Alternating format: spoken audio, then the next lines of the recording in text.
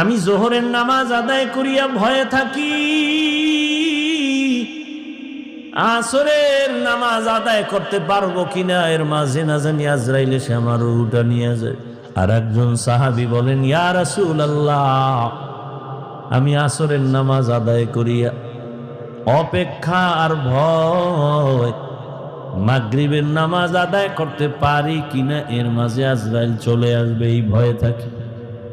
রহমতের নবী বললেন, আপনারা তো মরণকে অনেক দূরে মনে করেছেন, মরণ তো এত দূরে না, আরো কাছে। ইয়া রাসূলুল্লাহ কেমন? কয়, আমি মনে করি নামাজ শেষ, ডান দিকে যখন আমি সালামটা ফিরাই,